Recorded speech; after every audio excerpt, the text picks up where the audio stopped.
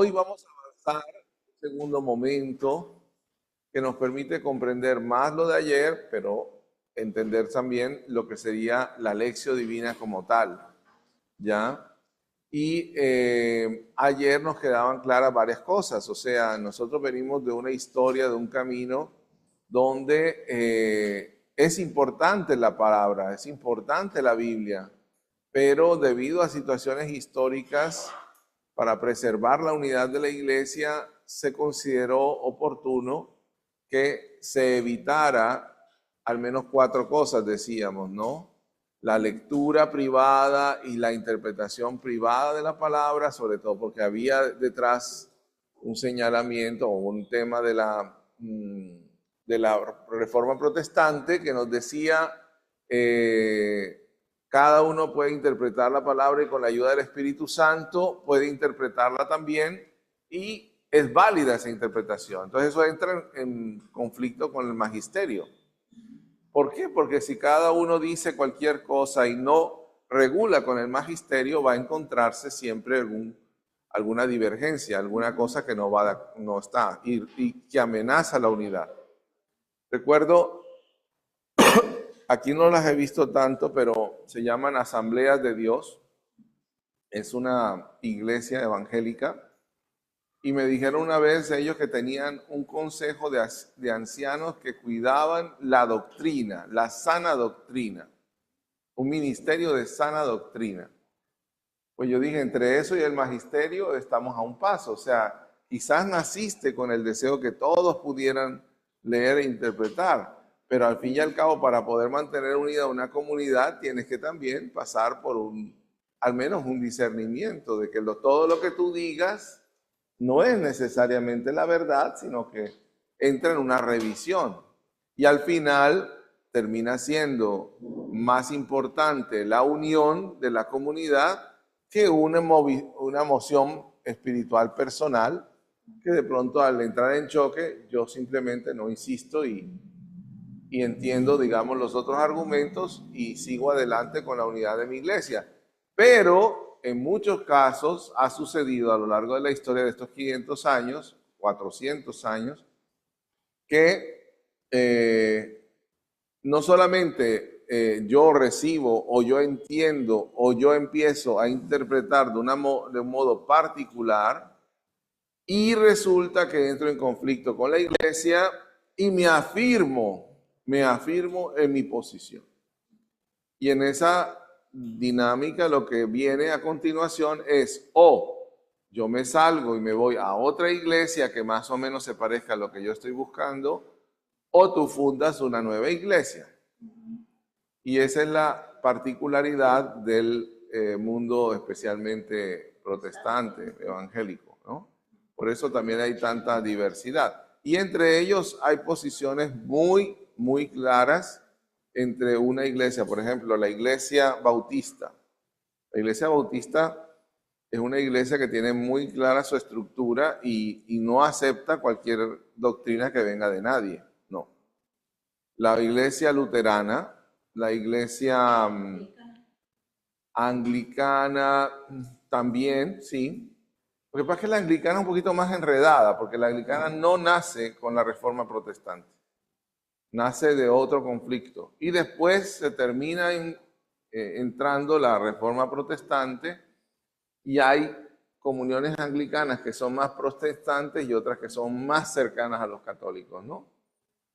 Es un capítulo largo, pero ellos tienen lo que llaman la High Church, que es la alta iglesia más tradicional, ¿ya?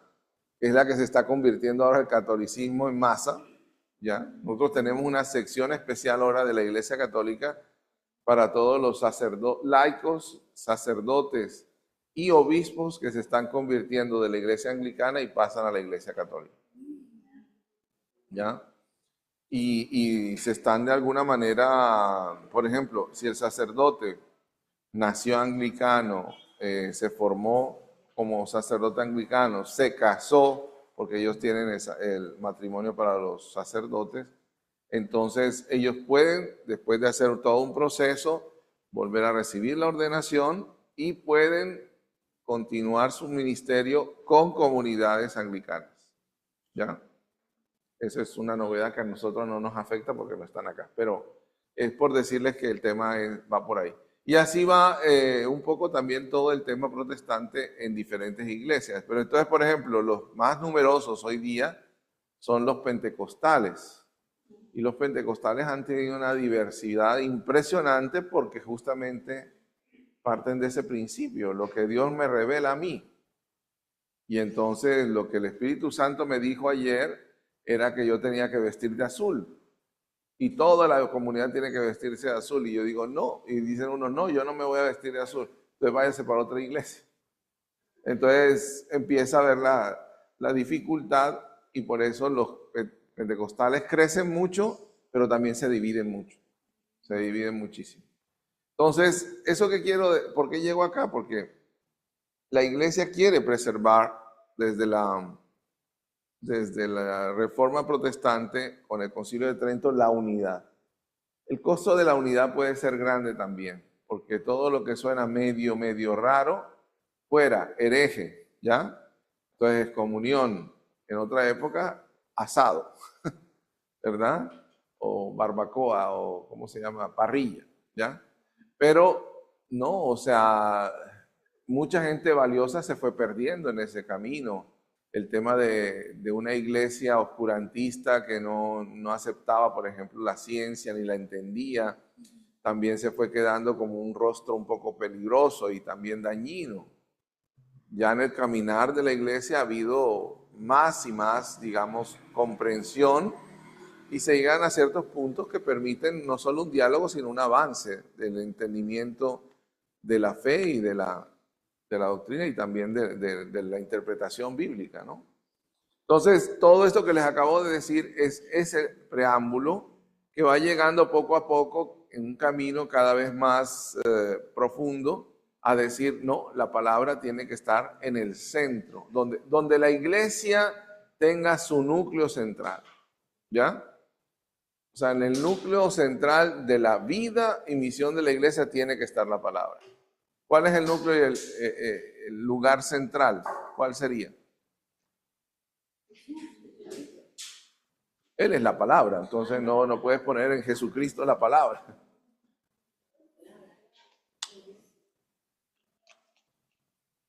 Una reunión, la liturgia, la evangelización, la catequesis, todo lo que la iglesia hace cuando la iglesia se reúne, asambleas, sínodos, grupos, concilios, la palabra tiene que estar allí en la mitad. Y también cada vez que hace un plan de pastoral, cada vez que proyecta cualquier cosa, allí tiene que estar la palabra. Entonces, lo que estamos diciendo es que llegamos a ese punto y ese punto es el que vamos a tomar ahora. Porque, ¿cómo hacemos para poner esa palabra en el centro? Es fácil decirlo, pero ¿cómo se visualiza? ¿Cómo se hace concreta? Entonces, hemos puesto muchas cosas, por ejemplo, rezar con un salmo, por ejemplo, poner textos bíblicos en un salón, por ejemplo, leer siempre la palabra al inicio de cualquier reunión.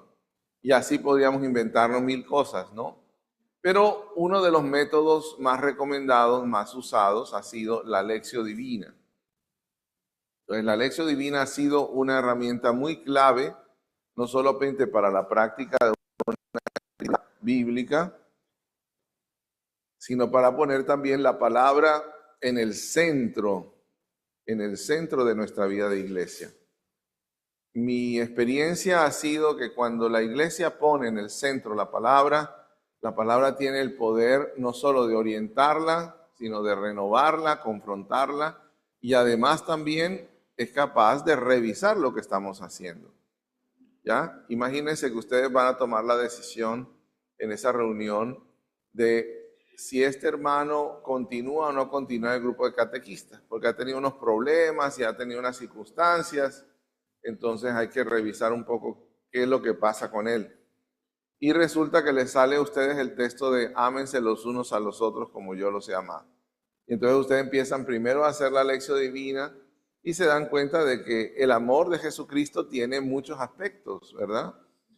y después revisan lo que van diciendo y entonces cuando empiezan a hablar de esa persona, empiezan a decir, no, pero Jesús nos está pidiendo que aprendamos a amarnos, quizás nos falta ser más cercanos con Él, entenderlo un poco más, quizás nos hace falta más diálogo con Él. Y hasta pueden decidir posponer la reunión y hacer otra aproximación a la persona, ¿me explico? Cuando usted llega con la agenda, ¿qué hace? Lo quema, lo saca, decide enseguida. Pero cuando usted llega con la palabra tiene el poder también de revisar lo que usted está haciendo, lo que usted está pensando. Y eso es lo que queremos. No queremos simplemente refrendar lo nuestro, sino queremos también que esta palabra nos guíe, nos haga discernir, nos oriente y nos vuelva a la fuente, que es Cristo mismo, ¿no?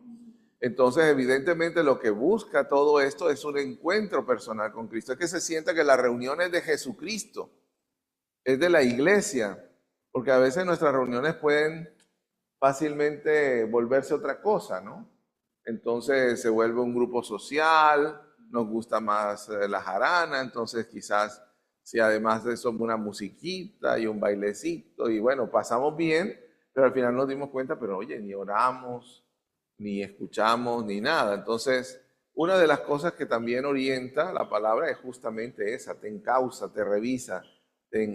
No quiere decir que no puedas celebrar, no quiere decir que no puedas, pero quiere decir que tienes que aprender a ponerla en el centro, primero que nada, ¿ya? Y dejar que ella ilumine. Ahora, hay lecciones divinas muy largas, ¿ah? Que pueden incluso durar horas. Otras pueden ser breves, sencillas, de pronto tomando el evangelio del día, ¿ya? Y pueden ayudar a orientar la reunión que vas a hacer, o incluso tu misma sesión de catequesis, ¿ya? Empezando por la lectura. Por ejemplo, si es una lectura, es un encuentro cada 8 días, se puede tomar el evangelio del domingo, ¿ya? Entonces, cuando tú pones la palabra en el centro, le enseñas a la gente que lo que estamos haciendo es en nombre del Señor siempre, ¿ya? Porque a veces el automático, que es esa especie de respuesta inconsciente, no es suficiente, ¿ya? Yo sé que siempre empezamos en el nombre del Padre, del Hijo y del Espíritu Santo, siempre hacemos una oración, pero el gran problema ¿cuál es? Que la gente responde automáticamente, ¿sí? Nosotros los colombianos tenemos mucha experiencia porque nuestros sicarios, que ahora ustedes también los tienen acá, se santiguan. Se echan la bendición para que no les pase nada, le rezan a la Virgencita, a María Auxiliadora, a la Virgen de Fátima, cualquier, digamos, o al Niño Jesús de Atocha, o no sé, a quien sea, le rezan para que les vaya bien, ¿ya? Entonces, si se dan cuenta que es como automática la cosa, no reflexiva. O sea, yo me santiguo para poder matar a esta persona y que no me maten a mí. Entonces, ahí hay algo que no funciona. Entonces, a veces nuestras formas de rezar no siempre ayuda a entrar en conciencia profunda de lo que significa ser cristiano. Por eso es siempre bueno revisarse en ese aspecto. Bien, hoy entonces vamos a entrar en materia con esta otra parte que nos falta.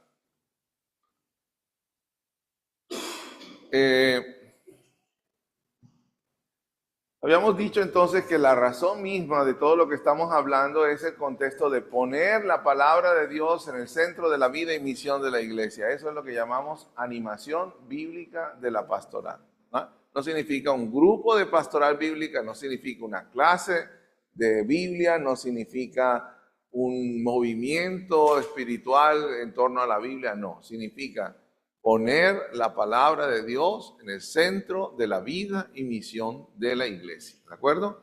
Eso es esencial. Ahora, ¿cómo lo hacemos? Ya dijimos, con la lección divina. Este es otro tema importante de retomarlo. Lo dijimos. Si me ayudas un poquito, porque parece que arriba, no sé si me ha pedido, pero es esta parte, si se puede quitar eso. No lo puedes quitar. No se puede quitar. Ah, ya. ¿Y no se puede pasar a otro lado? ¿Tiene que ser siempre arriba?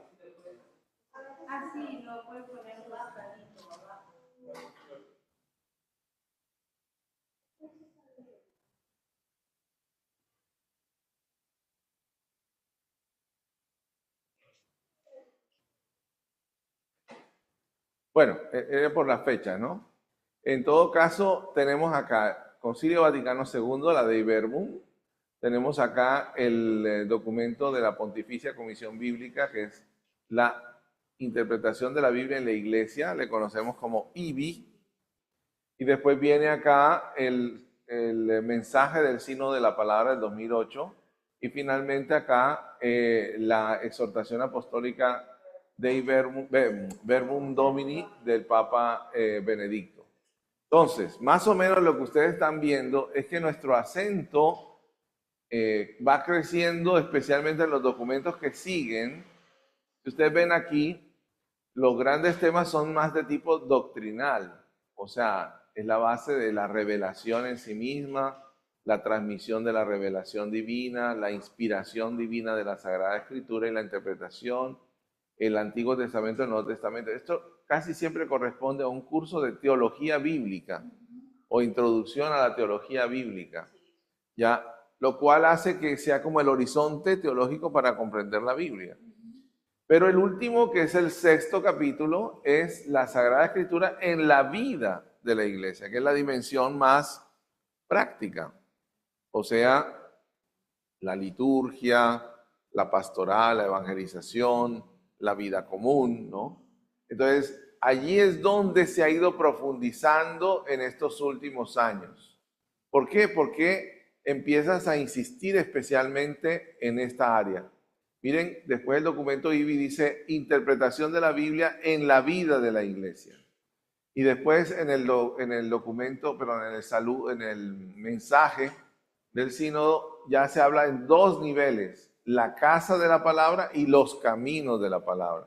O sea, la iglesia entendiéndose a sí misma dentro de la dinámica de la palabra y los caminos que vienen a ser la misión dentro de esa dinámica de la palabra. Y ya cuando llegamos a Verbum Domini, la parte, diríamos, propiamente doctrinal, como ya se ha ido clarificando cada vez más, entonces se dé paso a esta parte. ¿Y cuál es? La palabra en la iglesia y la palabra en el mundo. La dimensión comunitaria y la dimensión misionera o evangelizadora de la palabra.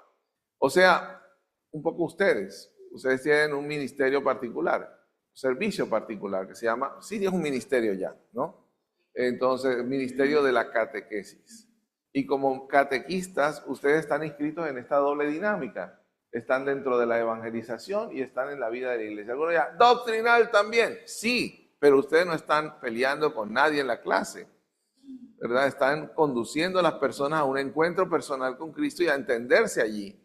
Entonces, no es tanto una catequesis apologética, donde uno tiene que empezar a tener muy claro todos los detalles y empezar a discutir, sino que se trata de formar personas para esa vivencia de su fe. Y eso no siempre significa, o no necesariamente significa, defenderse o defender. Aunque Trump también nos está diciendo un poco eso, no necesariamente tenemos que caer en el mundo de los enemigos, ¿ya? Que todos son enemigos. No tenemos que buscar ningún arma y la Biblia no es un arma, al menos que la lance en la cabeza. Esta sí puede partir de la cabeza a cualquiera, si la pongo cerrada, y es un arma. Pero no se hizo para eso, se hizo para tener vida y vida en abundancia. Entonces la dinámica de la palabra no puede ser otra sino esa, generar vida, generar amor, reconciliación, diálogo, búsqueda común, ¿ya? Esa es la gran, digamos, propuesta de la iglesia en los últimos años. La Verbum Domini, que era el texto que me faltaba ayer, dice el Papa Benedicto, no se trata de otra cosa sino de poner en el puesto central la palabra de Dios en la vida eclesial. Recomendando incrementar la pastoral bíblica, no como algo yustapuesto. O sea, digamos, perdón, aquí está la catequesis, aquí está la Biblia, aquí está la pastoral de salud, aquí está, ¿sí me explico? No se trata de ir poniendo cosas, ¿ya? Sino de, no me puedo agachar muchas veces, pero esta vez lo hago, esto.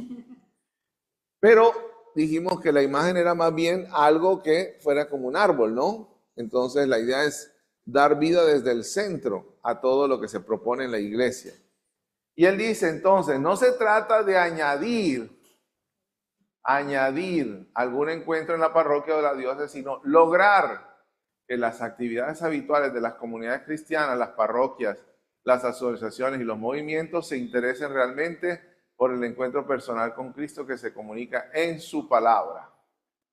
O sea que es abrir ese espacio mismo de la reunión a poner la palabra en el centro. Es eso, no es más. Y dejar que todos en lo que hacemos habitualmente esté la palabra presente. O mejor dicho, esté Cristo desde la palabra presente. ¿De acuerdo? Algunos dicen, pero es que nosotros ponemos el crucifijo, pero es que nosotros tenemos una imagen de Jesús. Sí, eso está bien, pero no es suficiente. ¿Ya? No tiene, por decir así, perdonen que lo compare de esta forma, no tiene el mismo efecto poner la foto de mi mamá allí en la casa a escuchar una grabación de ella. No tiene el mismo efecto. ¿Ya?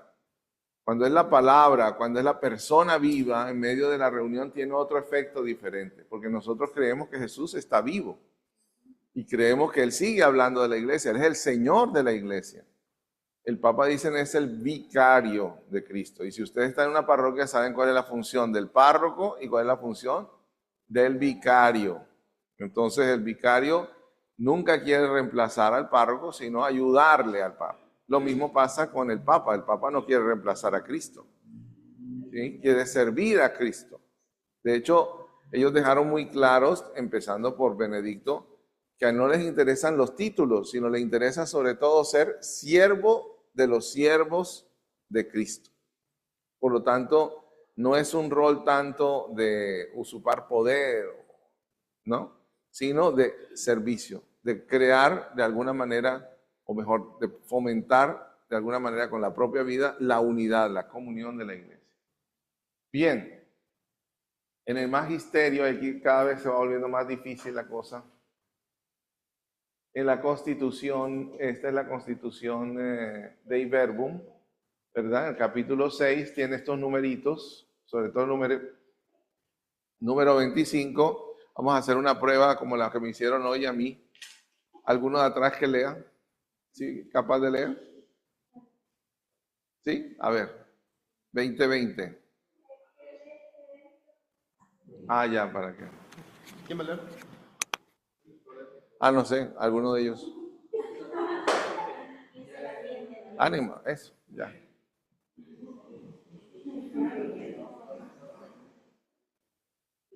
Sin lentes no veo ni aquí. A ver. Es necesario, pues, que todos los clérigos, sobre todo los sacerdotes de Cristo y los demás que como los diáconos y catequistas se dedican legítimamente al ministerio de la palabra, se sumerjan en las escrituras, asidua lectura y con estudio diligente, para que ninguno de ellos resulte predicador vacío y superfluo de la palabra de Dios, que no la escuche en su interior, puesto que debe comunicar los fieles que se le han confiado, sobre todo en la Sagrada Liturgia, las inmensas riquezas de la palabra divina. Stop. Bueno, hay un tema. Cuando ustedes van a leer el documento sobre los sacerdotes que se llama Presbyterorum Ordis, no te lo lleves porque vamos a seguir pidiendo allá. Sí. Presbyterorum Ordis dice que el sacerdote, el ministerio más importante que tiene es el de la palabra. El de la palabra. Pues yo creo que un sacerdote mudo puede tener algún espacio, sobre todo en una comunidad de mudos, pero le va a quedar muy restringido el servicio.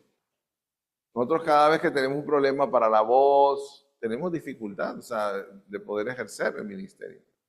¿Ya? Y eso hace que pues nos demos cuenta que el tema de la palabra es muy, muy importante. Entonces nos dice la misma iglesia, no te olvides que tu ministerio es un ministerio de la palabra. Ahora, no tienes por qué rivalizar la palabra o la Eucaristía. No, para nada. ¿Qué es la Eucaristía? Es la palabra hecha carne. Es el relato evangélico de la última cena que pronunciada sobre las especies del pan y el vino con la participación del Espíritu Santo, transforma esas especies en el cuerpo y la sangre del Señor. No se olviden nunca de esto. Nunca.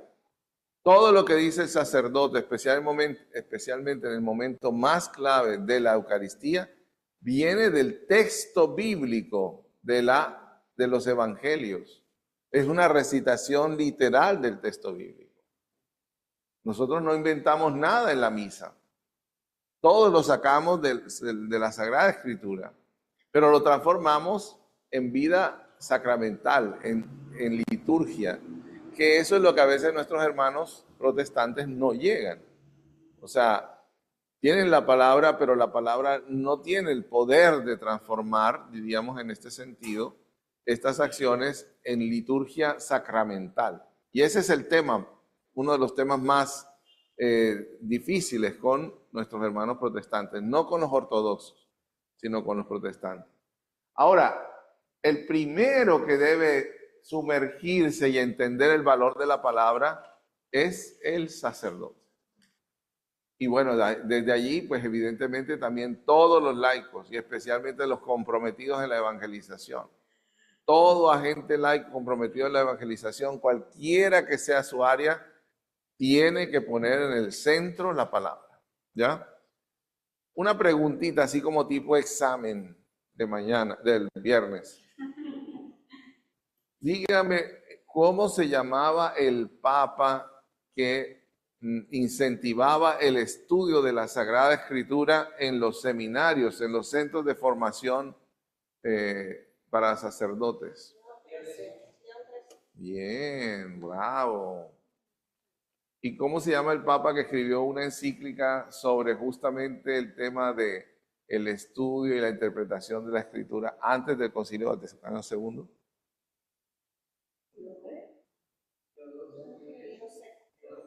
Pío XII, muy bien, Pío XII. Bueno. Ahora,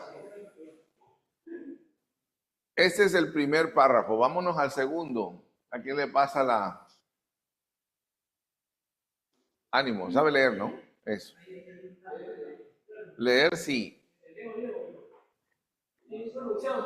Ah, bueno, muy bien, a ver.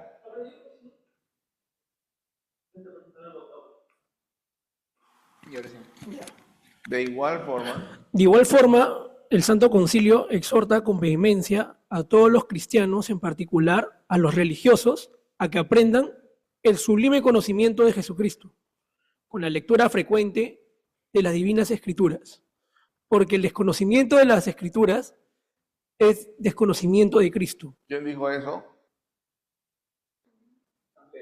Muy bien, San Jerónimo, bravo. Perfecto, sigamos. Lléguense pues gustosamente al mismo sagrado texto, ya por la sagrada liturgia llena del lenguaje de Dios, ya por la lectura espiritual, ya por instituciones aptas para ello, y por otros medios que con la aprobación o el cuidado de los pastores de la Iglesia se difunden ahora laudablemente por todas partes. Pero no olviden que debe acompañar la oración a la lectura de la Sagrada Escritura para que se entable diálogo entre Dios y el hombre. Porque a Él hablamos cuando oramos y a Él oímos cuando leemos las palabras divinas.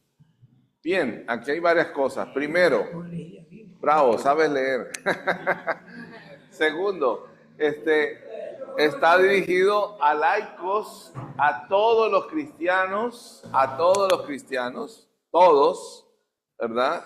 Y dice en particular a los religiosos. O sea, ya escucharon, primero hablaban el ministerio de la palabra, diáconos, catequistas, sacerdotes, y aquí está mencionando todos los cristianos y a los religiosos.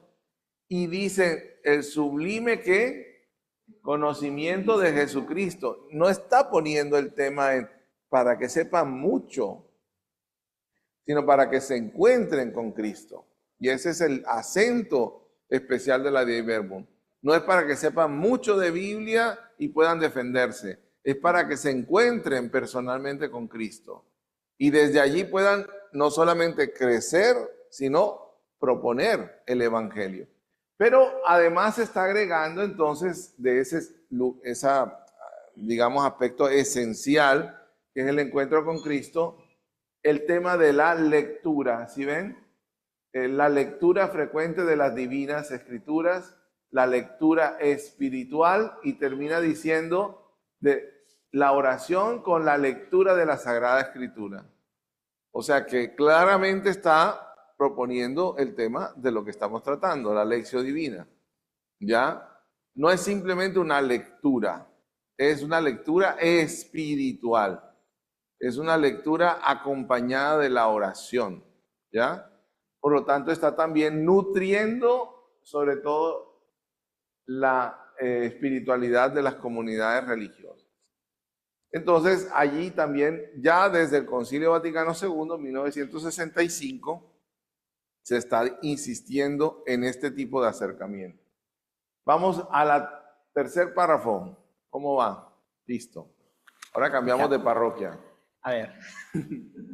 Dice, incumbe a los prelados en quienes está la doctrina apostólica instruir oportunamente a los fieles a ellos confiados para que usen rectamente los libros sagrados, sobre todo el Nuevo Testamento y especialmente los Evangelios, por medio de traducciones de los sagrados textos, que estén provistas de las explicaciones necesarias y suficientes para que los hijos de la Iglesia se familiaricen sin peligro y provechosamente con la Sagrada Escritura y se penetren de su espíritu. Para cumplir esto, ahora sí menciona a los obispos y dice, ustedes son los responsables de la formación. Ahora, la formación parte ¿de qué? De unas buenas traducciones, ¿ya? Con notas explicativas que le permitan a ellos, a todos los que leemos, a todos, ¿verdad?, familiarizarnos con la Sagrada Escritura y realmente entender su espíritu, ¿no? Uno de los problemas iniciales a veces entre una Biblia protestante y una Biblia católica era que la Biblia protestante solo tenía el texto. Porque ellos decían, es que es la palabra de Dios y las explicaciones no son palabra de Dios. De acuerdo, la diferencia está en que qué parte corresponde y qué no. Listo. Pero ya de ahí a decir que todo lo que esté allí tiene que ser palabra de Dios, entonces tenías que quitarle la carátula, tenías que quitarle un montón de cosas. Entonces ya hay una especie de fijación un poco exacerbada de los temas, pero realmente hoy día toda Biblia, incluyendo las Biblias protestantes, tienen comentarios, ¿ya? Y especialmente aquellas dirigidas a pastores, porque tienen una guía de predicación. ¿Ya? Hoy día hay todas las Biblias que ustedes quieran, para mujeres, para niños, niñas, para muchachos, adolescentes, hay todas las versiones. Hay una que se llama también, ¿cómo se llama? Algo así, las promesas, Biblia promesas. ¿Y eso qué quiere decir? Que resaltan todas las palabras que están en futuro, ¿ya? Ese es el mundo protestante. En el mundo católico hay Biblia para jóvenes, Biblia de familia, Biblias, ¿qué más? Sí, para niños, muy bien. Entonces también nosotros buscamos traducciones, buscamos con dibujos, con comentarios, acercar justamente esa palabra, familiarizarse provechosamente con las Escrituras. Finalmente, a ver, una voz femenina que migre el micrófono. Vámonos a Natividad de María. Presione el botón. No un botón rojo o del teléfono rojo, porque ese sí hace volar el mundo. Háganse además ediciones de la Sagrada Escritura, provistas de notas convenientes, para uso también de los no cristianos y acomodadas a sus condiciones. Y procuren los pastores de las almas y los cristianos de cualquier estado divulgarlas como puedan dar con toda habilidad.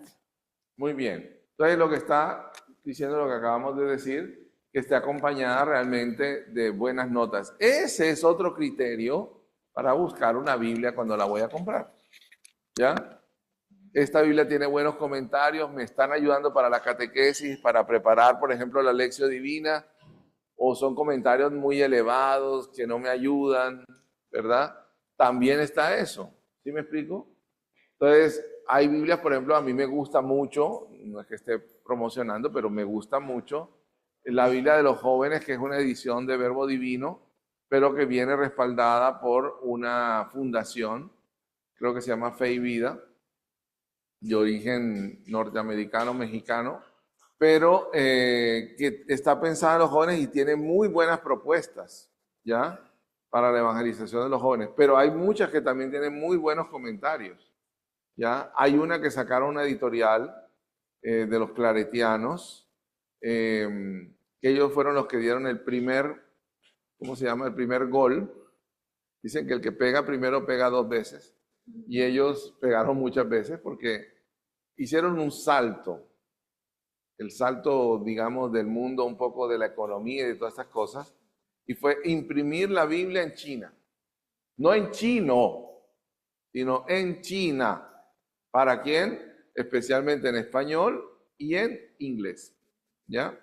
Entonces sacaron una edición y esa edición es básicamente el texto de Alonso Shekel, que es el de la Biblia, ¿cómo se llama? La Biblia española, pero que fue después traducida al lenguaje latinoamericano y con comentarios de ellos, de los claretianos. Pues es una edición muy buena, acá no la veo casi, no está muy difundida. Incluso me invitaron a un retiro justamente de laicos que trabajan con la Biblia en América Latina, con los claretianos, y yo les dije, ¿y dónde está la Biblia de ustedes? No la tenían. En Colombia se difundió mucho, ¿ya? Porque es una edición muy buena, muy sólida, pero también tiene los comentarios, un buen texto, muy asequible, ¿verdad? Muy bonita, con pestañitas, todas las cosas, incluso las pestañas que usan las señoras hoy día, pestañas grandes, ¿no? Y también con muchos añadidos, ¿no? Eso también es muy bueno, una Biblia. Tiene buenos mapas, tiene glosarios o vocabulario, tiene buenas introducciones. O sea, hoy una Biblia es prácticamente una biblioteca de Sagrada Escritura, porque hoy tiene comentarios, tiene introducciones, tiene todo lo que ustedes quieren. Y solo eso, para una persona que tiene eso básico, ya, funciona muy bien, ¿ya? Si usted quiere complementar con otros textos, maravilloso, pero empiece por examinar la Biblia que tiene. Y ahí va a encontrar muchas introducciones que le van a ser útiles, ¿de acuerdo? Bien.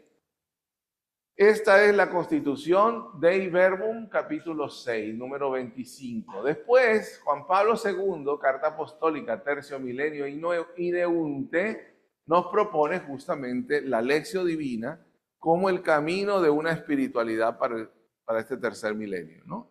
Entonces, vamos a leer otra voz femenina. Cambiamos de parroquia. Bueno, entonces tiene que saltar, pero es que es más fácil desde acá. Ah, ¿lo tiene allí? Ah, bueno, entonces pásalo, por favor.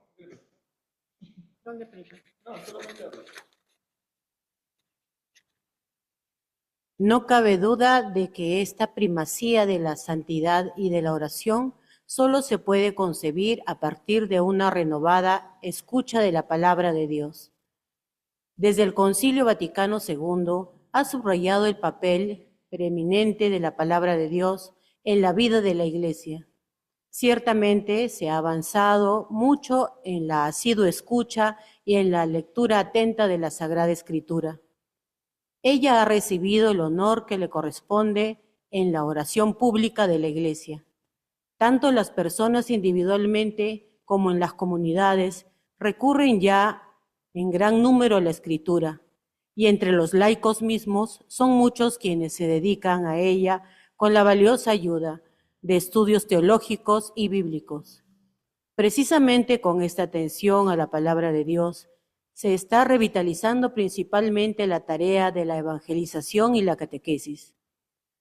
Hace falta, queridos hermanos y hermanas, consolidar y profundizar esta oración incluso a través de la difusión de la Biblia en las familias. Es necesario en particular que la escucha de la palabra se convierta en un encuentro vital en la antigua y siempre válida tradición de la lectio divina, que permite encontrar en el texto bíblico la palabra viva que interpela, orienta y modela la existencia. Miren entonces varias cositas. Primero, renovada escucha de la palabra de Dios. Entonces, ¿qué quiere decir? La palabra de Dios hace parte de la herencia nuestra como cristianos. Y vivirla en este tiempo es renovarse claramente en esta dinámica de poner en el centro la palabra. Pero está, dice aquí, revitalizando la evangelización y hay que tener mucho cuidado con la catequesis, porque la catequesis, como ya dijimos, es herencia también, no es la herencia, digamos, todo el tiempo, pero la catequesis tridentina se volvió muy doctrinal y se volvió también muy defensiva, ¿ya? Por ejemplo, la típica tradición tridentina era saberse cosas de memoria. ¿Quién es Dios? Dios es no sé qué, el Padre, Hijo y Espíritu Santo. ¿Usted qué le pasó al Padre? Es porque había discos grabados, discos de esos de long play, ¿verdad? Que eran con voces así como lo estoy diciendo para favorecer la memorización del catecismo de Astete, por ejemplo, para aprender justamente el catecismo. ¿Quién es Dios? ¿Qué es la Santísima Trinidad? ¿Quién es Jesucristo? ¿Qué son los 10 mandamientos? Todo era memoria, memoria, memoria, memoria, memoria, memoria, memoria, ¿ya? Y memoria que básicamente se fundaba era en los temas doctrinales, no, por ejemplo, supongamos, ¿dónde fue la alianza? ¿Qué dijo Dios en la alianza? No, la palabra alianza no aparecía, no aparecían términos más existenciales.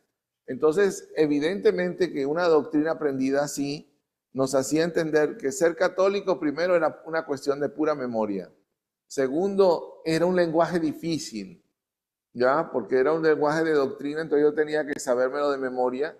Por ejemplo, los colombianos tenemos una tradición muy fuerte en torno a la Navidad y es la novena. Y todo colombiano se sabe al menos una partecita de la novena o de los gozos, ¿ya? Y entonces, por ejemplo, oh sapiencia suma del Dios soberano. Oh sapiencia suma. ¿Qué es oh sapiencia suma? Oh gran sabiduría, o sea, sabiduría divina del Dios soberano. ¿Ese lenguaje es actual? ¿Por qué se le queda a uno ese lenguaje si no tiene nada? Es más, un niño lo repite. ¿Por qué lo repite? Porque los niños repiten. No tienen ni idea qué están diciendo, pero repiten. ¿Ya? Y esa es la clave para aprender. No preguntarse qué significa, es repetir. Y como está hecho sonoramente, porque también tiene un poco de verso, además, todos nos reunimos en torno al pesebre, todos lo hacemos en familia, todos cantamos villancicos y sobre todo todos comemos buñuelo y natilla. Entonces, todo eso se queda en la memoria y los niños son los primeros que participan. ¿Ya por eso eres católico? Para algunos sí. Yo soy católico, padre. ¿Por qué eres católico? Porque yo rezo la novena. Yo me sé de memoria todos los gozos. No, es decir, sí y no. Sí, eres ¿cómo se llama? Una persona de tradición católica, de cultura católica, ¿ya? Pero entiendes tu fe, la vives coherentemente, ¿ya? Disciernes lo que vas a tomar de decisión a partir de los principios de esa fe. Muy pocos, nos vamos reduciendo en número, hasta quedar un grupito muy pequeñito, ¿ya? Y eso tiene un peligro, ¿saben cuál es? Elitizarnos. Entonces nosotros somos la élite que sí sabe que es la Iglesia Católica, sí vive la fe católica y sí enseña la fe católica. El resto no. No, el resto unos paganos ahí, sincretistas, mezclan las cartas, mezclan el indio no sé qué con la no sé qué. ¿Verdad? Y los, ¿cómo se llama? Lo que está de moda esa brebaje. Ayahuasca, por ejemplo, ¿no? Entonces no tengo ningún problema entre practicar la ayahuasca, las cartas, lo que sea, ¿no? A mí me interesa es saber mi futuro, saber qué me pasa. Entonces empiezo a usar lo que me parezca útil. Eso está cuestionando realmente tu fe, ¿verdad? Pero no tengo problema de santiguarme y matar a una persona. No tengo. Y soy católico. Y ahí empezamos un poquito a resbalar, ¿verdad? Y es así como es necesario también volver sobre la palabra para revitalizar la evangelización, la catequesis. Y miren que uno de los puntos claves es la lección divina, que no es nueva, ¿ah? Es muy antigua. Ya les mencioné uno de los más antiguos que la promovía, era Orígenes, ¿ya? Pero después, sobre todo en la Edad Media, los monjes, particularmente uno famoso llamado Huigo, fue el que la difundió más, sobre todo en el mundo monástico. Y de allí fue extendiéndose a grupos de laicos y religiosos, ¿ya? Pero la sacaron a propósito también de otra cosa. En América Latina iba prosperando mucho la lectura popular de la palabra, especialmente en los grupos de las comunidades eclesiales de base. Y entonces, viendo esto, también el Papa promovió, dijo, aquí también tenemos una herencia, y es la lección divina. Y por eso la lección divina suena más universal, pero también estaba muy presente en América Latina, ¿no? Entonces, esta es otra. Y la verbum domini, esta está más difícil. A ver, ¿quién se arriesga? Otra voz femenina. Vámonos a dónde, a la victoria. ¿Sí? ¿Quién quiere leer? Micrófono.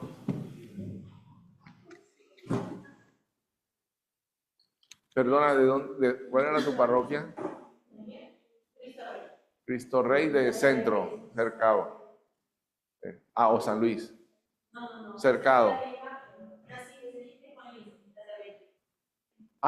Pero ¿qué distrito es? Cercado Lima. Ya, sigue. El sínodo ha vuelto a insistir más de una vez en la exigencia de un acercamiento orante al texto sagrado como factor fundamental de la vida espiritual de todo creyente, en los diferentes ministerios y estados de vida, con particular referencia a la lección divina. En efecto, la palabra de Dios está en la base de toda espiritualidad auténticamente cristiana. Bien, ¿qué pasa? Estamos ya en el año 2008, 2010, y el Papa está proponiendo, como ustedes van viendo, 65, después el Papa Juan Pablo II al inicio, en el 2000, ¿ya? Y ahora estamos en el 2010, se sigue insistiendo en la lección divina como un instrumento útil, y vuelvo a recalcar esto, un acercamiento orante, no es simplemente leer, es orar con la palabra. Bien, vamos a este otro texto, ¿quién más sigue? Otra voz, ¿nos vamos para dónde? La reflexión conciliar pretendía retomar la gran tradición patrística, que ha recomendado siempre acercarse a la Escritura en el diálogo con Dios. Como dice San Agustín, tu oración es un coloquio con Dios. Cuando lees, Dios te habla. Cuando oras, hablas tú a Dios. Orígenes, uno de los maestros en este modo de leer la Biblia, sostiene que entender las Escrituras requiere más incluso que en el estudio, la intimidad con Cristo y la oración. En efecto, está convencido de que la vía privilegiada para reconocer a Dios es el amor, y que no se da con autenticidad escientia Christi, sin enamorarse de él. En la carta a Gregorio, el gran teólogo alejandrino recomienda: dedícate a la lectio de las divinas escrituras. Aplícate a esto con perseverancia. Esfuérzate en la lectio con la intención de creer y de agradar a Dios. Si durante la lectio te encuentras ante una puerta cerrada, llama y te abrirá el guardián del que Jesús ha dicho. El guardián se la abrirá. Aplicándote así a la lectio divina, busca con lealtad y confianza inquebrantable en Dios en el sentido de las Escrituras, que se encierra en con abundancia, pero no has de contentarte con llamar y usar. Para comprender las cosas de Dios te es absolutamente necesaria la oratio, precisamente para exhortarnos a ella. El Salvador no solamente nos ha dicho, buscar y hallaréis, llamad y os abrirá, sino que ha añadido, pedid y recibís. Muy bien. Muchas gracias. Bueno, un elemento muy importante en la tradición patrística lo tenemos acá. Una mención muy breve de Agustín, pero sobre todo una muy amplia de Orígenes, ¿ya? Que nos permite descubrir que no ha habido una interrupción en esta búsqueda de que la palabra nos hable, nos diga, nos haga sentir la presencia de Cristo, ¿ya? Y el texto, como lo ven acá, es prácticamente una síntesis de lo que estamos queriendo para este curso, ¿no? Es una dinámica también evangélica de buscar y hallarán, llamen y se les abrirá, pidan y reciban. Es un movimiento que vamos a retomar después. Bueno, esta última parte, a ver quién. Santa Beatriz, a ver. ¿Tú no ves? Pero sí oyes. A este propósito, no obstante, se ha de evitar el riesgo de un acercamiento individualista. Es una palabra que construye comunidad, que construye la iglesia. Por tanto, hemos de acercarnos al texto sagrado en la comunión eclesial.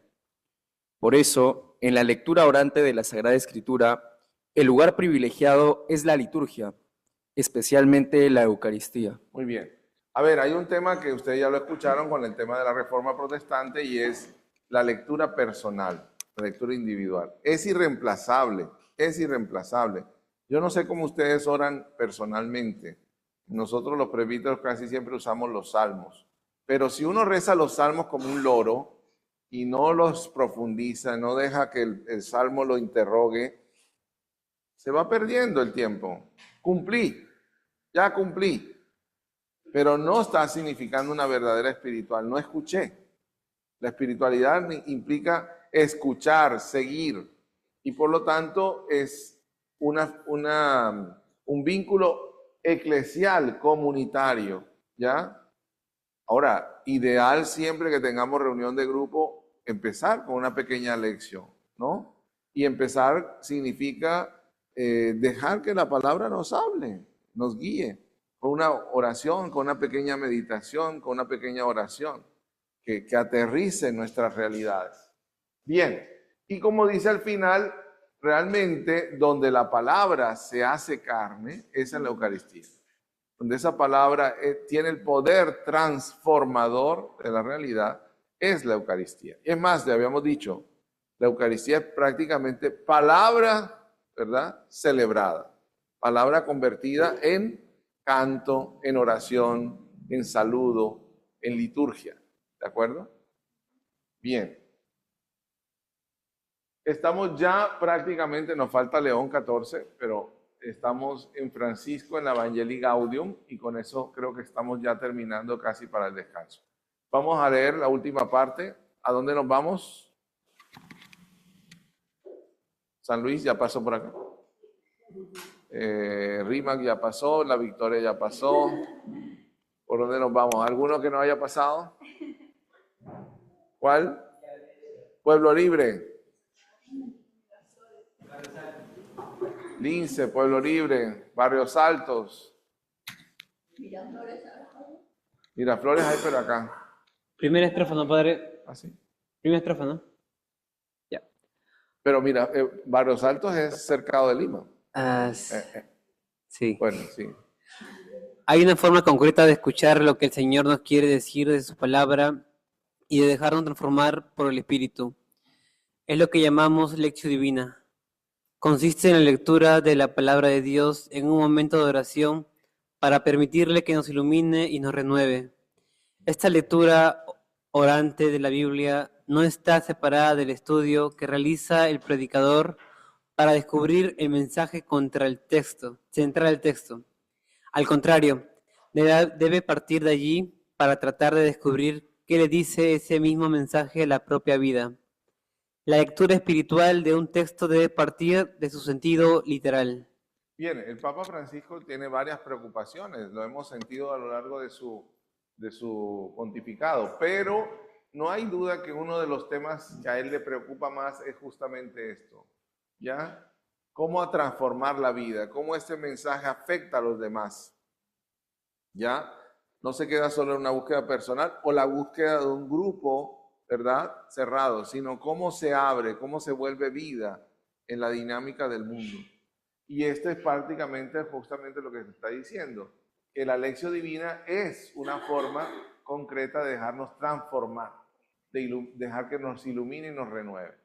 Vamos al 153, vamos a otro distrito. Ya, Pueblo Libre. Caridad, vamos. 153. En la presencia de Dios, en una lectura reposada en el texto, es bueno preguntar, por ejemplo, Señor, ¿qué me dice a mí este texto? ¿Qué quieres cambiar de mi vida con este mensaje? ¿Qué me molesta en este texto? ¿Por qué esto no me interesa? O bien, ¿qué me agrada? ¿Qué me estimula de esta palabra? ¿Qué me atrae? ¿Por qué me atrae? Cuando uno intensa escucha al Señor, suele haber tentaciones. Una de ellas es simplemente sentirse molesto, abrumado y cerrarse. Otra tentación muy común es comenzar a pensar lo que el texto dice a otros para evitar aplicarlo a la propia vida. También sucede en un comienzo a buscar excusas que permiten diluir el mensaje específico de un texto. Otras veces pensamos que Dios nos exige una decisión demasiado grande que no estamos todavía en condiciones de tomar. Esto lleva a muchas personas a perder el gozo en su encuentro con la palabra, pero sería olvidar que nadie es más paciente que el Padre Dios, que nadie comprende y espera como Él. Bien, dos elementos interesantes que el Papa nos indica. Primero, una lectura reposada. Y en eso de reposada es importante, como dice, no apresurarse, no hacerlo a la carrera, ¿ya? Sino darse un cierto tiempo. Igual, en un retiro, por ejemplo, es ideal tener un espacio amplio para la lección divina, pero debe ser una lectura que nos interrogue, que nos pregunte, que nos cuestione. Ahora, no solo nosotros nos cuestionamos, sino que también nosotros cuestionamos el texto. Nosotros no nos preguntamos a veces qué dice el texto. Lo leemos y empezamos a interpretar, a sacar casi siempre consecuencias morales, ¿ya? Moralizamos los textos. Es lo típico nuestro como católicos, moralizar el texto. Pero hay que darse tiempo para entender lo que está diciendo. Y entender lo que está diciendo supone un momento de reposo, incluso recurrir a los comentarios, ¿ya? A veces uno tiene una buena Biblia con buenos comentarios, ¿qué hace? Lee los comentarios y a partir de los comentarios te va formando un criterio de lo que dice el texto. Pero también puedes revisar los personajes, puedes revisar los verbos que se usan y muchas otras cosas. Y el Papa advierte de las tentaciones. Mire que el tema de las tentaciones es muy recurrente en el Papa, ¿no? Incluso muestra como aquellos peligros, aquellas tentaciones, dificultades, ¿no? Y es justamente esto lo que hace a veces desistir a una persona de leer la palabra, ¿no? Incluyendo el tema del tiempo. Ay, no, una cosa rápida, ya. Bueno, hay formas de hacer una lección también breve. Cuando usted cada vez que habla de lección divina se gasta 1 hora, 2 horas, pues nadie va a querer hacer la lección divina, y menos para comenzar una reunión. Pero si usted logra proponer algo sencillo, ¿verdad? Casi siempre, por ejemplo, una parte del evangelio del día o algo, usted logra hacer también una oracioncita, una pequeña meditación, y con eso comienza. Pero la palabra se va quedando, y cuando empieza la reunión se acuerdan, esto decía el evangelio de hoy, y esto es un elemento que no habíamos pensado. Ahora, siempre invita a dar un paso más, a avanzar. Y es porque está pensada para discípulos. Y una discípula, un discípulo lo que hace es seguir. para donde va el maestro. Jesús no se queda quieto. Siempre te lleva más y más y más a avanzar. Un poco como decía en la canción hoy, ¿no? Que le tocaba a ustedes, ¿no? Santa Beatriz. ¿Verdad? ¿Cómo era la última? ¿Y la iglesia? Avanza, y avanza, y avanza. Ese es parte del tema. Usted puede ser catequista desde hace 1000 años, pero la catequesis ha venido avanzando. Entre otras cosas porque el mundo cambia, la gente cambia, ustedes también. Y ustedes son mediadores de algo que los afecta. Así que es necesario también ver cómo avanza. ¿De acuerdo? Vamos a tomar nuestro descanso merecido.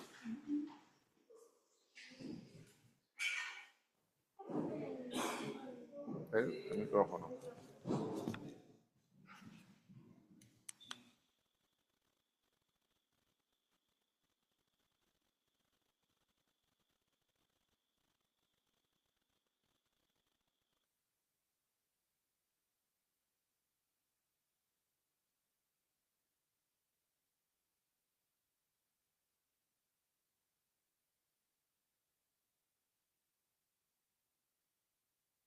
Buenas hermanos, nomás recordarle que la asistencia se va a hacer siempre a partir del Classroom. Ya se encuentra aperturado y solamente tienen que rellenar el formulario que se encuentra en la sección de asistencia del día del 21 de enero. Nada más eso, espero que tengan un buen receso.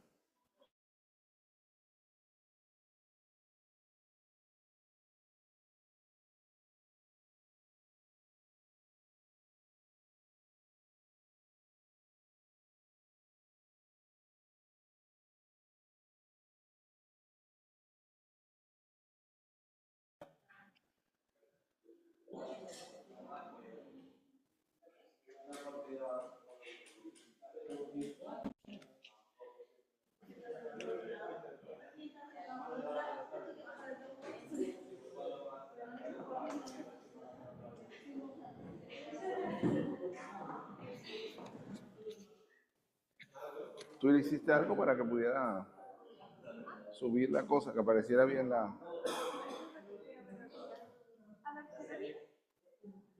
Ahorita sí. Vamos a ver cuando haya texto. Pero creo que sí, porque así estaba hace un ratito y se subió. Bien. Vamos a ver el método de la Lectio Divina. Un gran maestro de la Lectio Divina contemporáneo es el cardenal Carlo Maria Martini. No sé si lo han escuchado. Él es jesuita, italiano, biblista y fue rector del Instituto Bíblico. Y después el Papa, cuando fue rector de la Gregoriana, lo hizo también arzobispo de Milán. Y durante pues toda su vida prácticamente, todo el resto de su vida fue arzobispo de Milán. Y en Milán cuando llegó, pues él no venía de ser obispo, él fue de rector a obispo. Y siendo rector era de experto en un área bien árida, bien difícil de la Biblia que se llama la crítica textual. Son los que estudian los papiros, los documentos, ¿verdad? Y confrontan unos textos con otros para sacar cuál sería digamos, el texto más cercano al original. Es un tema un poquito pesado y hasta aburrido en algunos casos, ¿verdad? Aún así, él entendió desde muy temprana edad que la palabra era su pasión y no era solamente un tema científico, sino era un tema también de espiritualidad. Y unió la Biblia a los ejercicios espirituales de San Ignacio. Y bueno, uno de los temas centrales que usaba para unir las dos cosas era sobre todo la Lectio Divina. Entonces, cuando él llegó a Milán, él dice, pues yo de administración pastoral sé muy poco, ¿no? Y de otras cosas también. Entonces, lo que yo sé lo pongo al servicio de la iglesia y empezó a hacer sobre todo la Lectio Divina. Comenzó por los jóvenes y llenaba la catedral de Milán de jóvenes que lo escuchaban a él con la Lectio Divina. Y después también, como lo pasaban por radio, pues se fueron conectando muchas personas en muchos lugares hasta que se convirtió en todo un programa de la Arquidiócesis de Milán. O sea, toda la arquidiócesis entró en esa dinámica de la práctica de la Lectio Divina y fue su gran aporte, podríamos decir, durante su ministerio como obispo. Y bueno, es por decirles que independientemente de tu formación, independientemente de tu experiencia, lo que fuera, la palabra tiene esa fuerza de llegar al corazón de las personas y transformarlas, ¿verdad? Entonces vamos ahora a ver el método. Él nos advierte algo. Miren, todo método es como cualquier práctica. La práctica, la destreza se adquiere cuando tú la practicas, ¿ya? No basta la teoría, es necesario hacerlo en la práctica, y en la práctica las cosas hacen que sean más ágiles. Al principio uno de los métodos, uno dice primero, y dice lo que hay que hacer, ¿no? Segundo, y después ya no haces eso, ya no dices ni primero, ni segundo, ni tercero, ni nada, sino que va fluyendo, va fluyendo. Entonces ya no hace falta como contar con minutos o decir primero, segundo, tercero, sino que se va volviendo casi un mecanismo fácil, ¿no? Sencillo y además espontáneo prácticamente. Y eso es lo que él nos propone, nos dice, miren, al principio puede ser un poquito difícil, sobre todo si estamos mal acostumbrados a aquello de leer e interpretar inmediatamente. Entonces nos dice, no, primero invoquen al Espíritu, que es un momento fundamental de disponer el corazón.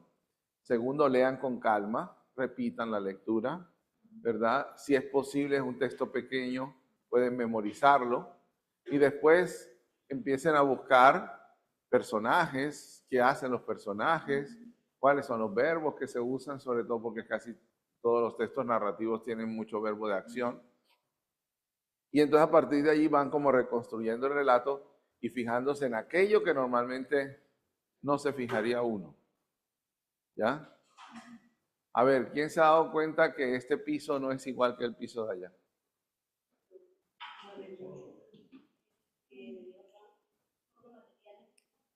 Entonces tú estás también reparando eso. En mi casa, en el seminario, muchos pisos son de madera, ¿no? Y entonces algunos los hemos mandado a ¿cómo se llama?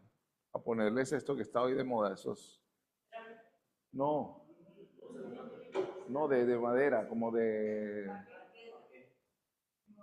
Es más sencillo, es como lámina de madera. Laminado. Entonces tú sientes el piso blando, ¿no? Aquí se siente la misma sensación de...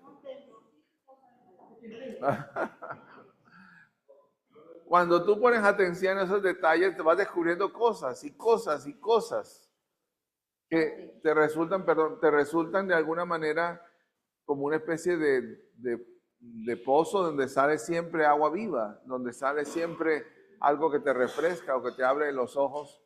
En estos días, por ejemplo, predicando en un retiro, me di cuenta de una cosa que usted va a decir, pero eso lo sabe todo el mundo. Bueno, uno no se da cuenta sino cuando hace eso, con detalle, ¿no? Y es bodas de Caná. ¿Se acuerdan de las bodas de Caná?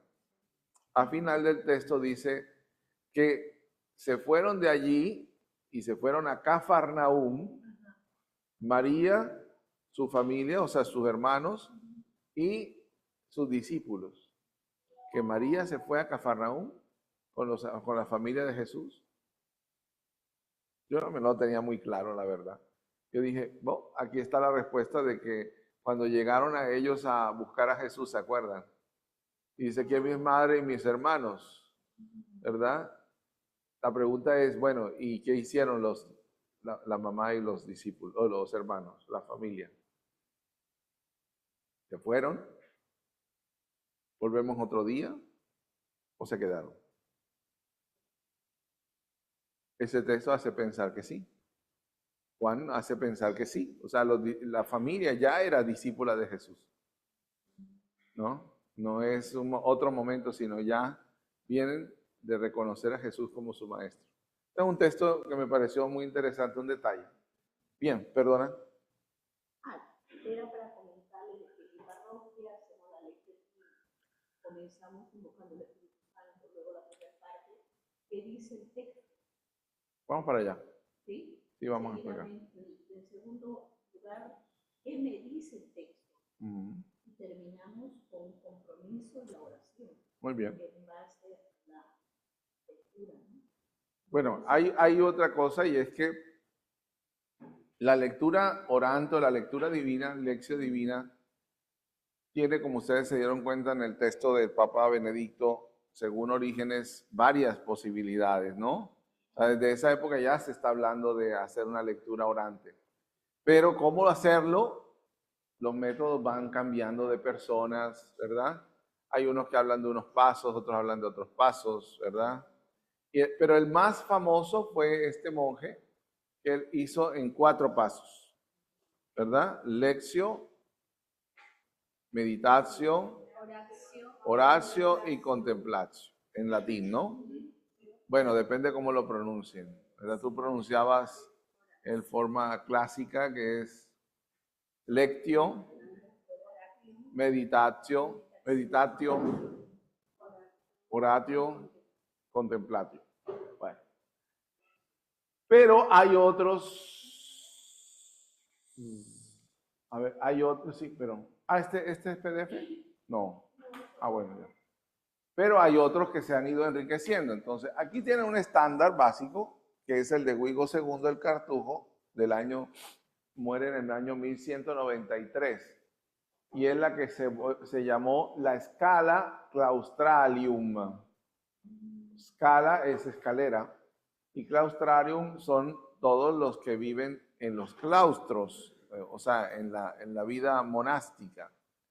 Y es justamente lectio, primero, meditatio, oratio y contemplatio. Ahora, estamos hablando de una comunidad, ¿cómo se llama? Monástica. Entonces, evidentemente que los pasos tienen mucha relación con la vida monástica. ¿Por qué? Porque están muy centrados en ejercicios interiores, ¿no? Que suponen tiempo prolongado, que suponen silencio, que suponen disciplina personal, que suponen también un ambiente que favorezca el tema de la contemplación, por ejemplo. Es más, que la contemplación sea el paso más alto. Entonces, evidentemente, Guigo transmite lo que él vive dentro de su monasterio y de su dinámica monástica. ¿Ya? Esta base se transmitió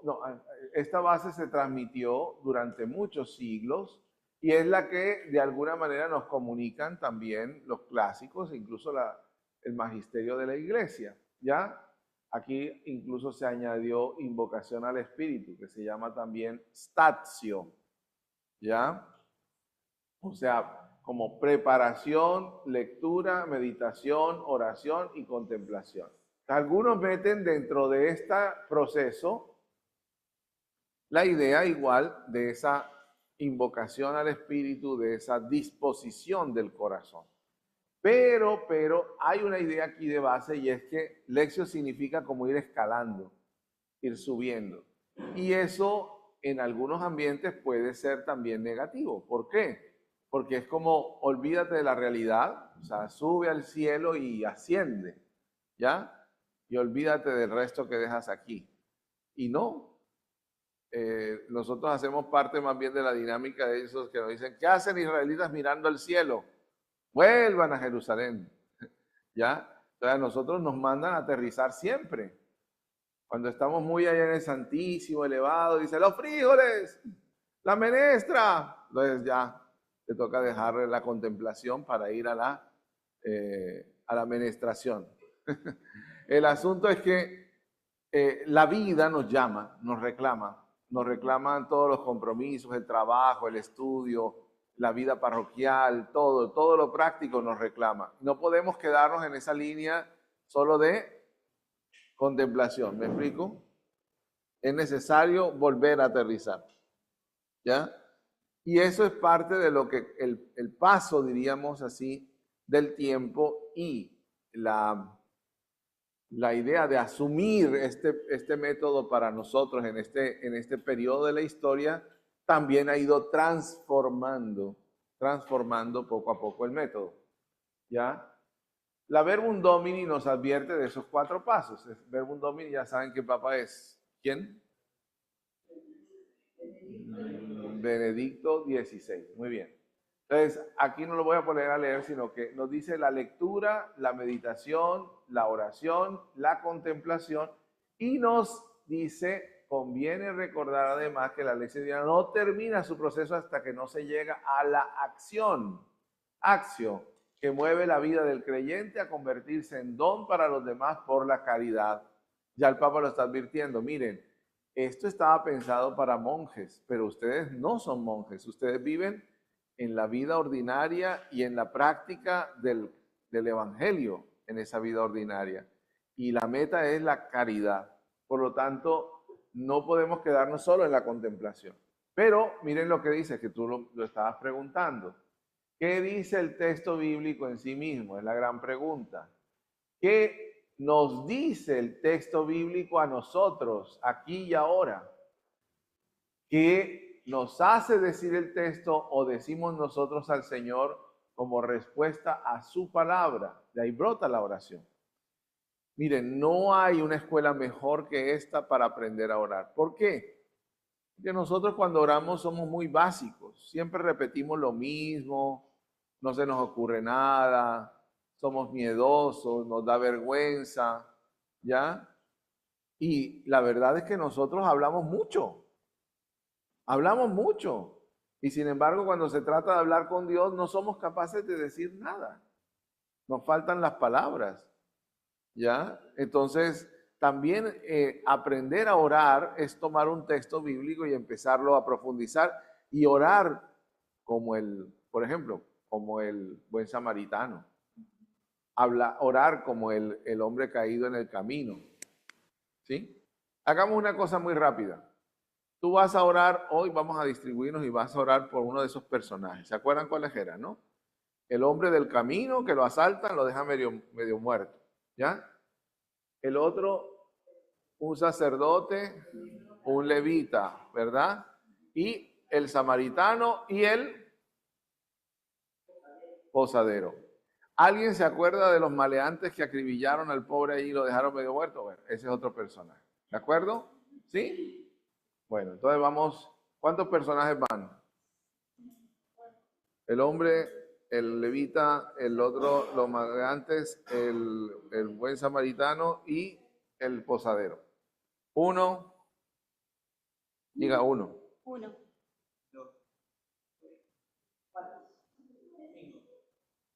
Y seis. Entonces, cada uno va, el uno es el hombre del camino, el dos, el levita, el tres, el sacerdote, el cuatro, los samaritanos, el buen samaritano, el quinto, la posada y el sexto, maleante, los choros, eso, muy bien. Bueno, 1, 2, 3, 4, 6. ¿Ya? Ya saben, cada uno le toca lo mismo, ¿no? 1, 2, 4.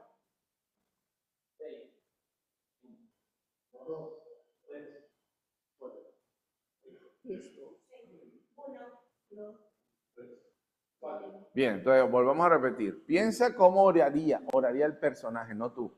¿Cómo oraría el personaje que te tocó?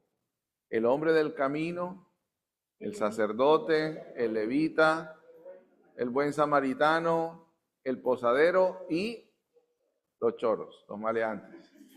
Bueno, ¿de acuerdo? Piensa qué diría, qué debería decir. Una cosa muy sencilla.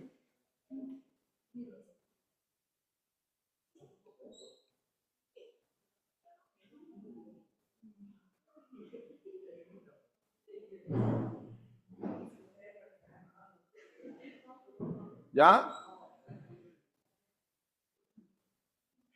Bueno, vamos a ver, el 1. ¿Cómo oraría ese hombre del camino? A ver, alguien que nos diga cómo oraría. Un número 1.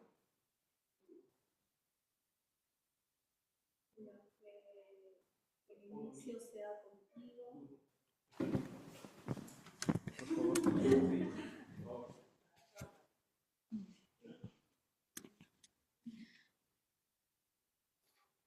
Señor, que este día te lo dedico a ti, que mi inicio sea contigo, que donde pueda ir, lo que se me pueda dar en este día, te lo dedico a ti.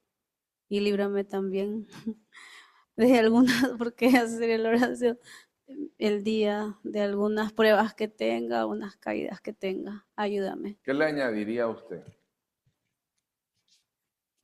Señor, ayúdame en las dificultades. Ayúdame que estoy golpeado, que estoy herido. Sáname. Infunde, perdona a los que me han hecho daño. Sálvame de todos mis pecados. Bueno, tú hiciste una oración que va muy bien cuando va a iniciar el camino. Entonces, cuando uno va y bendice, Señor, esta ruta que vamos a hacer, ¿verdad?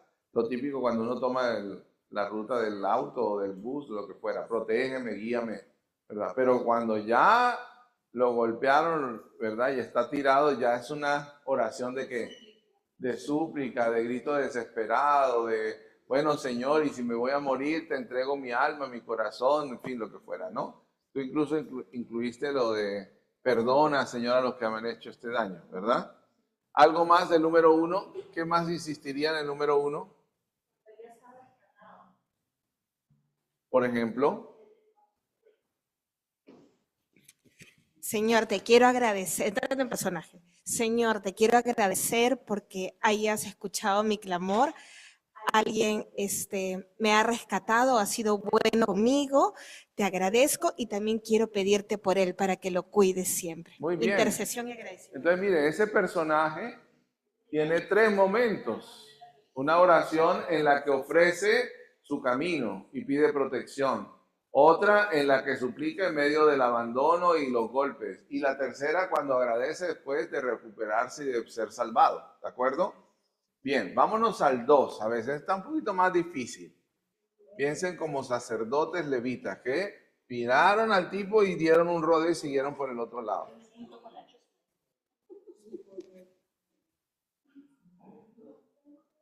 Ánimo.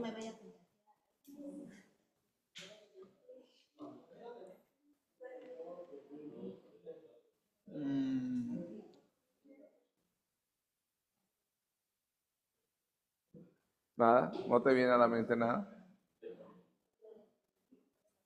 A ver, la oportunidad otro. Otro, empecemos con otro, bien. El número 2 por acá.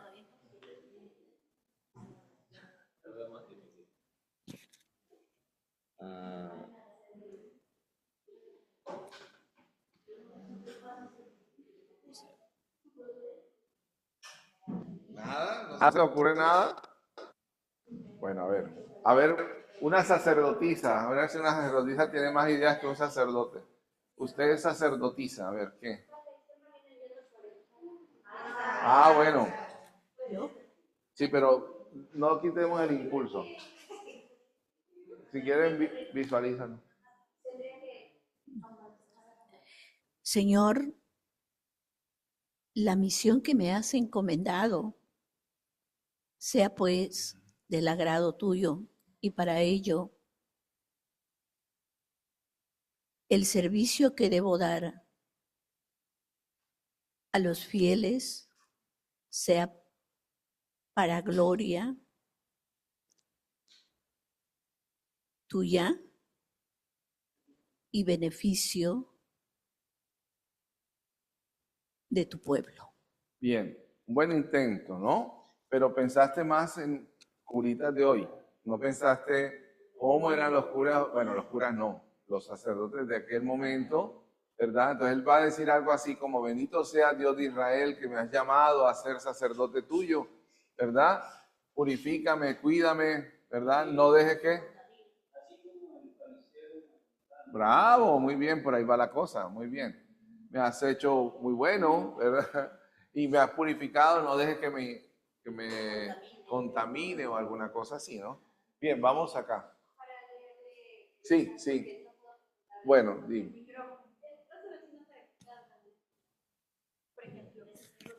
Justo están hablando del sacerdote y dice uno que me pareció muy interesante: Señor, este pobre infiel merece tu castigo divino. Se metió muy en el personaje. Luego los otros han puesto: Señor Jesús, ayúdame a ser más observador para darme cuenta de las dificultades de tu prójimo. Señor, pasé, miré a tu hijo y no quise verte en este pobre tirado. Te pido perdón, Padre Dios Todopoderoso, dame sabiduría y entendimiento de las maravillas del cielo y la tierra, según a tu servicio. Bendíceme como lo ha bendecido a Abraham, Isaac y Jacob. Entonces, miren también ahí el sacerdote arrepentido de haber sido indiferente. Interesante, o sea, tú vas a personas de ese carácter, de esa persona, de ese personaje, y después desarrollas un poco toda su psicología. ¿Algún choro? Yo. A ver, ánimo. ¿Cómo estaría rezando ese choro?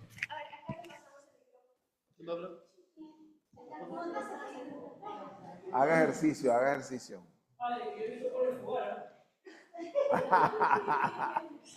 Chile. ¿Te aprendió? Sí. Ya. Dios de mis antepasados, guarda nuestro paso, camino esté vacío y que nuestras manos sean rápidas. No permitas testigos ni tropiezos, cubre nuestra vida y deja al caído atrás. Amén. Sí, incluso podrías decir, protégeme, es como estás diciendo, ¿verdad? Que en este trabajo de hoy, a veces un choro normalmente no dice, ahora que le voy a quitar el dinero a la gente. No, puede decir el trabajo de hoy, ¿verdad? También. Sí, por ejemplo, había un padre de nuestra comunidad, bueno, no un padre, no, hay una fundación que acompaña sobre todo a las personas que están en prostitución. Y bueno, la gente cuando pasaba el padre lo reconocía y le decía: rece, padre, para que me vaya bien en la chamba de hoy, que me mande clientes. Entonces, claro, tú no vas a decir para practicar mejor la prostitución. No, pero tú entiendes que esa es tu función. Entonces tú dices: de esto vive mi familia, de esto venimos de generación en generación. Entonces es mi trabajo, ¿verdad? Que me vaya bien el trabajo de hoy, que pueda sacarle plata a alguien, ¿ya? Incluso tú puedes decirnos: tú sabes que somos pobres, ¿verdad? Y que a veces cuando nos pones esas personas en el camino es una forma de ayudarnos. ¿En serio? Sí, claro, se modifica completamente el pensamiento, ¿ya? Puede ser también el choro arrepentido, ¿no? Señor, yo creo que se me fue la mano con este pobre hombre, no tenía mucha plata y mira, lo dejamos medio muerto, ojalá que le vaya bien, que alguien venga y lo ayude, ¿no? También puede ser, ¿no? O sea, la oración acompaña cualquier momento y cualquier dinámica, ¿de acuerdo?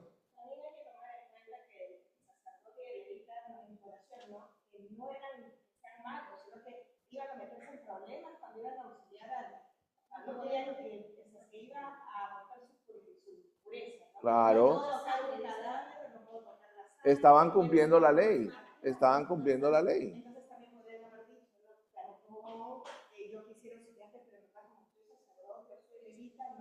De acuerdo, muy bien. Eso es meterse en el personaje, ¿ya? Y eso es también dejar que el personaje termine orando.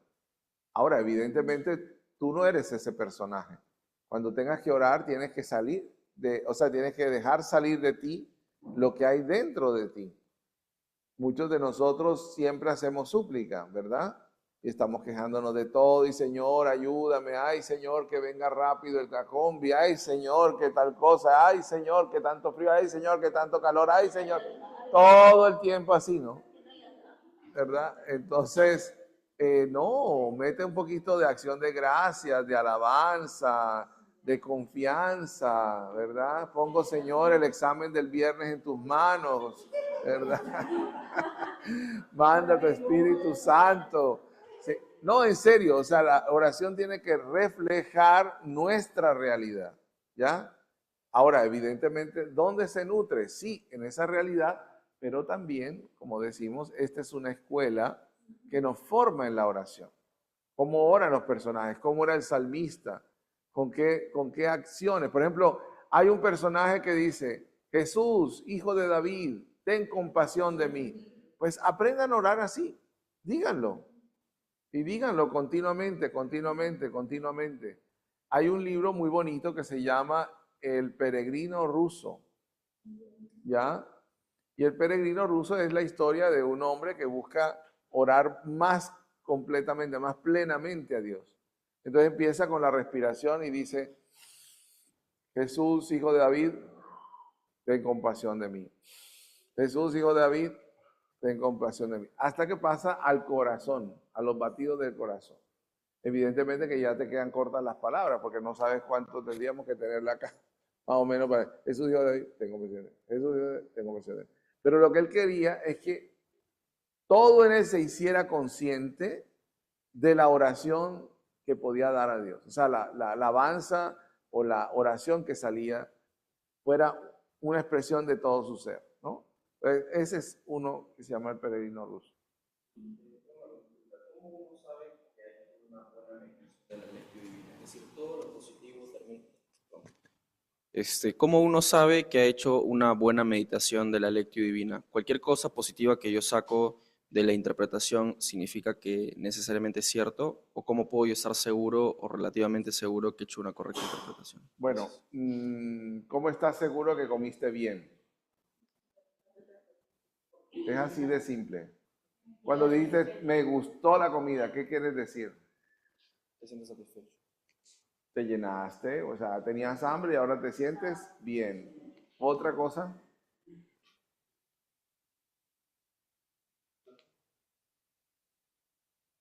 Hombre, estamos hablando con gente que vive en Lima, peruanos, a ver.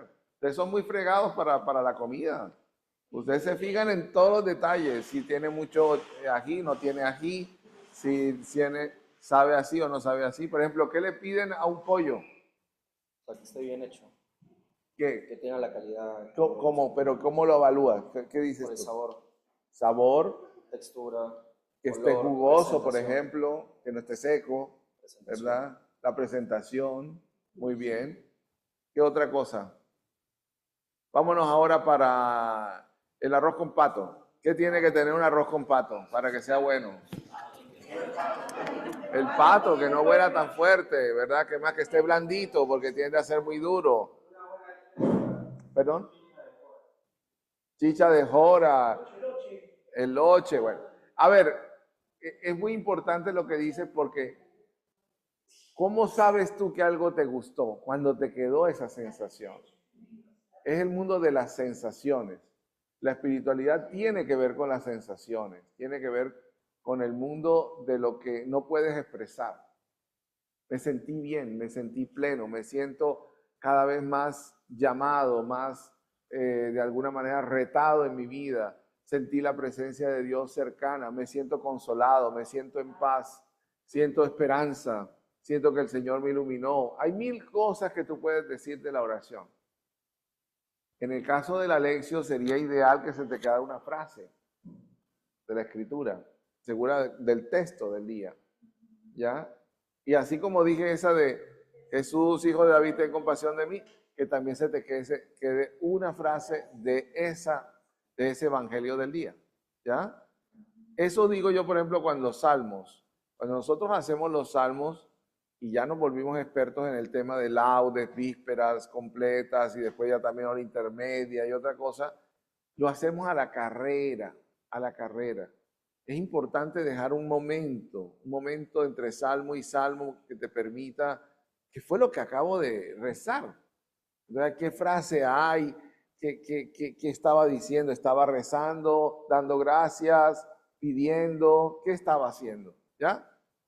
¿No? Entonces, en ese sentido, es importante que vivas como procesos espirituales. ¿Ya? Y lo ideal, ciertamente, siempre será que tenga que ver con tu vida. Llegué un poquito desorientado, no sabía qué hacer, pero a la luz de la palabra me siento ahora más inspirado, con más calma. El Señor como que me está mostrando por dónde tengo que ir. Eso sería ideal, ¿ya? Ahora, que te quede el saborcito, el gusto de lo que viviste es todavía más importante. ¿Por qué? Porque te dan ganas de volver. este es el mejor arroz con pato que me he comido, ¿ya? Y fue en un restaurante, tengo que volver. ¿Tienen, ¿cómo se llama? Domicilio, ¿cómo se llama? Delivery. Sí, claro. Ah, bueno, y lo voy a tomar porque yo quiero volver a comer ese arroz. ¿Ya? ¿Sí me explico? Y ahí es donde nacen los clientes. ¿De dónde nacen? La fidelización nace de que te guste, que te va marcando la vida y que vas sintiendo de alguna manera que tienes que volver acá. Eso es la lección divina también. Tienes que volver a la palabra. Tienes que sentir esa necesidad de la palabra. Bien. A ver, nos quedamos bloqueados. Aquí está. Miren, ese mismo cardenal llega a hablar hasta de 9 pasos y dice, Statio es la preparación, ¿no? Invocación al Espíritu. Lectio, el tomar la lectura y empezar a escrutarla, ¿no? Meditatio, ¿qué me dice esta palabra a mi realidad, al momento que estoy viviendo?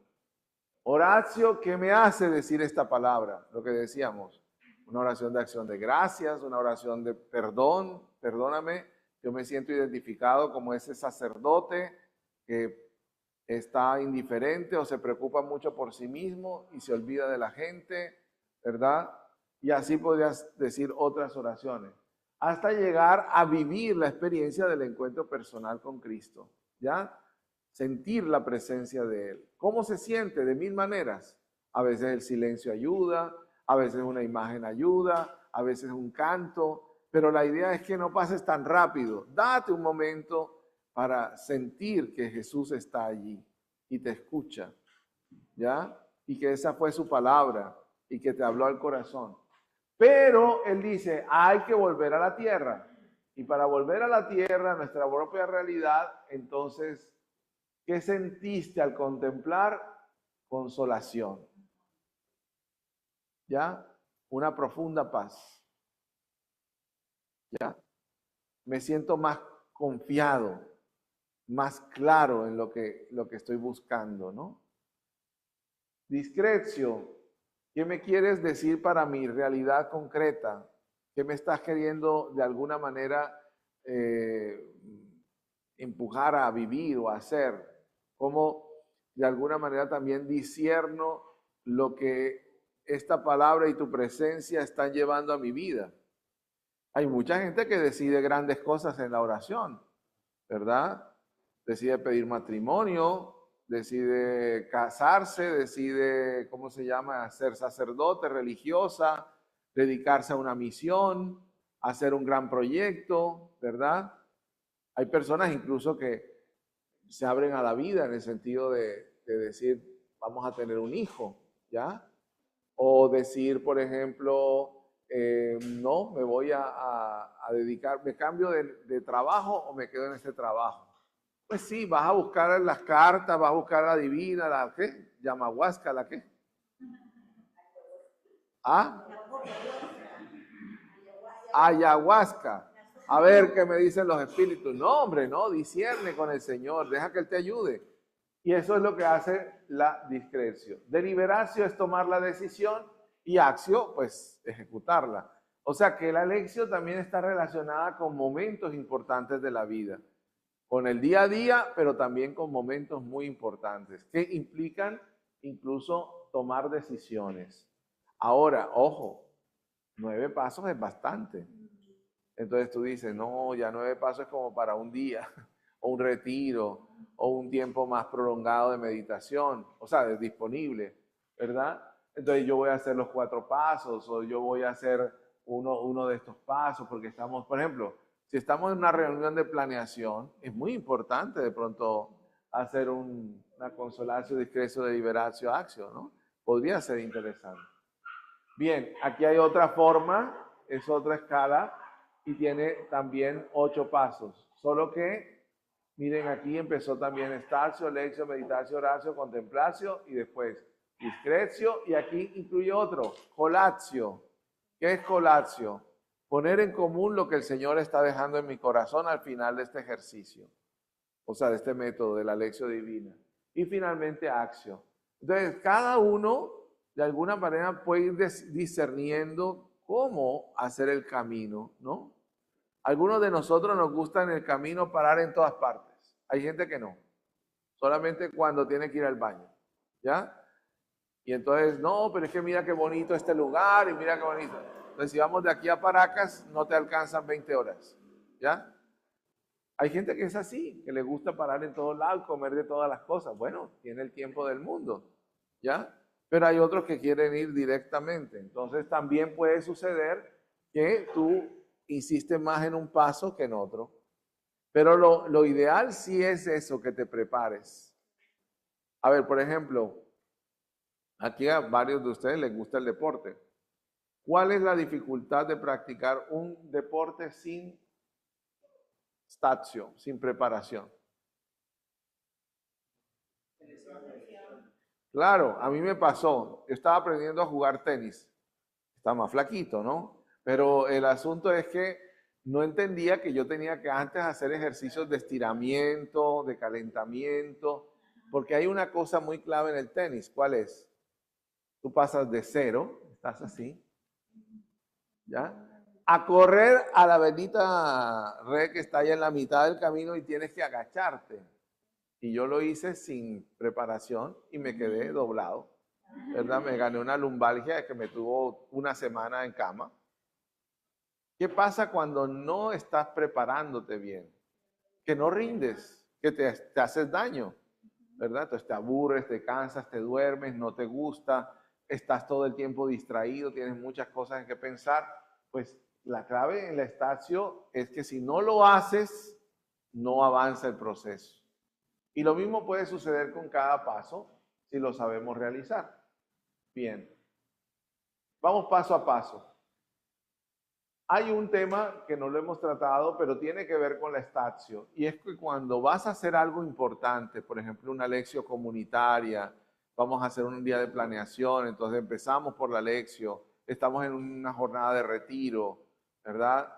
Estamos en un evento importante, entonces la statio se va volviendo un poquito más amplia, más solemne, ¿ya? Acompañada de signos que te van poniendo la palabra cada vez más visualmente y también espiritual y afectivamente en el corazón, ¿ya? Entonces, por ejemplo, poner la palabra en un trono, pues un trono generalmente es un lugar, algo alto, ¿no? Hoy día y especialmente pensando en los pueblos originarios, podemos extender también una manta en el centro, ¿no? Y poner la palabra en el centro de la reunión. Hay muchas formas, ¿no? Yo lo aprendí con el atril, ponerlo en un lugar alto, pero yo he visto que la práctica en muchas comunidades, especialmente aquí en Perú, se pone también en el centro. La vida religiosa femenina sobre todo lo hace, ¿ya?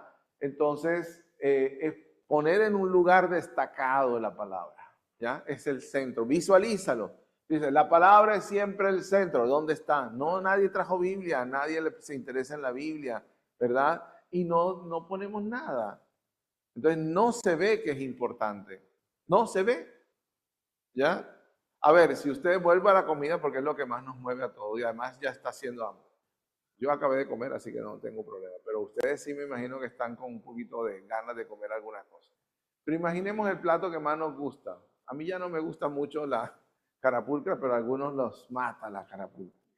Entonces, y va a llegar el momento de la carapulcra. Bueno, ya no nos des más piqueo. Queremos dónde está la carapulcra. Queremos la carapulcra. Ya aquí llegó la carapulcra. Bueno, así es. ¿Ya? Así tiene que ser, como la expectativa. Poner la palabra en una parte visible y visible como el centro del lugar o en un lugar destacado. La simbología que usamos es evidentemente la Biblia, ¿no? Y es importante que la Biblia se vea, ¿ya? Entonces, ojalá un texto grande, un texto significativo, muchas parroquias lo tienen, ¿verdad? Pero si no, la Biblia que usamos, la Biblia nuestra, ¿no? ¿Qué más podemos usar? Bueno, aquí hay algo que nos proponen varios grupos de animación bíblica y es las cintas. Las cintas expresan justamente lo que decíamos, y es que la palabra es fuente de vida, o sea, es centro que da vida. Entonces las cintas son como si expresaran esa vida que brota del corazón de la palabra. Ahora, esas cintas pueden expresar muchas cosas, pueden expresar la variedad de la humanidad entera, de la multitud de culturas, ¿verdad? También puede expresar un país, puedes ponerlas de, por ejemplo, las de Perú, nos puede dar como un sentido especial, ¿verdad? O de pronto, no sé, otras figuras, ¿no? Pero la idea es que las cintas son como de esta palabra, brota la vida que llega a todas partes, ¿sí? Eso simbolizan el cirio es otro de los signos que está acompañando normalmente la palabra y tiene que ver justamente con el Espíritu Santo. Vida, Pascua, esperanza, ¿ya? Que nos está hablando de que esa palabra tiene esa fuerza de transformación, ¿ya? El trono es el lugar donde se pone esa palabra, puede ser de 1000 maneras. Aquí ven el típico caso del atril, ¿verdad? Con la luz, la palabra. Y aquí también otro, esto viene del Caribe, entonces hay una amiga que le gustaban mucho las telas de colores. Y esto era una fuente, y aquí estaba el lugar de la reunión. Entonces todos quedamos en torno a la fuente. Era un patio de la casa, y lo convertimos como en el lugar de la reunión. Pero entonces aprovechamos que había la fuente y la convertimos en el trono de la palabra. Eso también, cuando hay ingenio, todo es posible, ¿verdad? Plantas, a veces es bonito, por ejemplo, este es un arreglo muy bonito, que muestra la vida, la alegría, el gozo que sale de la palabra. Vincúlenlo siempre con algo hermoso, algo que les dé gusto, ¿verdad? Que se les quede en el corazón, en la mente, registrado en las fotos, que le den ganas a ustedes de tomarle fotos porque es qué bonita quedó la palabra ahí. Sí, es importante ese factor, ¿ya? Bueno, y en caso de ser una cuestión ya más solemne o que de alguna manera evoque un poco las tradiciones también de nuestro pueblo, podemos usar el incienso, ¿no? Y normalmente se acostumbra que primero va la luz, adelante, se invoca al Espíritu Santo, ¿verdad? Ven Espíritu Santo, cualquier canto al Espíritu Santo. Después viene la Biblia con las cintas, a veces se puede cantar otro canto que ya sea más directamente con la palabra de Dios. Por ejemplo, tu palabra me da vida, ¿ya? Y después ya viene la presentación y la puesta en el trono. Normalmente cuando tú llevas la palabra, pues no la vas a llevar así, ¿no? No, eso no es, perdón, eso no es ninguna procesión, ninguna entronización. Tienes que llevarla sobre todo abierta porque es una palabra que se lee. Entonces es una palabra abierta, ¿ya? Y generalmente la presentas a todos, ¿no? Y después al final la presentas a todos, los sacerdotes, o sobre todo el obispo, pues hace la bendición con la palabra, ¿ya? Pero la ponemos al final en el trono y abierta así como está allí, ¿no? De tal manera que estamos hablando de algo, un referente, ¿no? Un referente para todos. Aquí la pusieron al lado, debajo del altar, otras veces la ponen en el ambón, otras veces la ponen aparte. Bueno, es cuestión de decisión. La práctica de la lectura bíblica o de la lectura orante, pues tiene sus pasos, ¿no? A veces está acompañado de una hoja o un insumo, una especie de recurso que puede ayudar, sobre todo si estás iniciando. Es bueno que haya algo que le guíe al otro y de pronto la pueda volver a usar, ¿no? Pero que de pronto le pueda seguir de guía. Una gran ventaja que tiene cuando hacen la lección y es una fotocopia es que nadie tiene problema con rayar una fotocopia. Pero si le pones a rayar la Biblia así ya me da... No, es un texto sagrado, no, me costó mucho, no, eso queda horrible, no, de pronto después no me interesa ese texto y lo dejé todo rayado. Pero sí, hay formas de vivir el momento. Pero si usted pone una fotocopia, todo el mundo va a rayar, porque tú le puedes decir, bueno, ahora fijémonos en los personajes. ¿Cuáles son los personajes? Fijémonos en este verbo, fijémonos en esto otro. Y ahí vas haciendo todo digamos, un proceso de aprendizaje, un taller para aprender a leer atentamente la Sagrada Escritura, ¿ya? Y en ese ejercicio, pues evidentemente aparecen leer y releer. Miren, esto es una práctica que parece fatigosa, pero es muy necesaria. El texto tiene que quedarse fijado en la memoria. Cuando usted dice, ah, sí, el buen samaritano. ¿Se acuerdan del buen samaritano? Que era un hombre que se cayó y que después se aporreó y quedó medio muerto y que pasó un señor y que lo salvó. Pues sí, básicamente sí, pero ¿qué más pasó? ¿No? Entonces ya empiezas a reconstruir el texto y cuando reconstruyes el texto se te va fijando en la memoria. Se te va fijando. Y de tal manera que esa fijación ayuda a que lo vuelvas a recordar cuando sea necesario en tu vida. No se olviden que el texto tiene que ver con el prójimo. Entonces, ¿quién es tu prójimo? Entonces, la parábola está en función de que tú sepas quién es el prójimo. ¿Y cuál fue la respuesta? Cuando Jesús le preguntó al maestro de la ley, ¿y quién crees tú que fue el prójimo? ¿Qué dijo? ¿No? El que tuvo, exacto, el que tuvo compasión de él. No dijo el samaritano, porque eso les queda horrible. Algunos no entienden lo que significa un samaritano. Un samaritano es un chileno.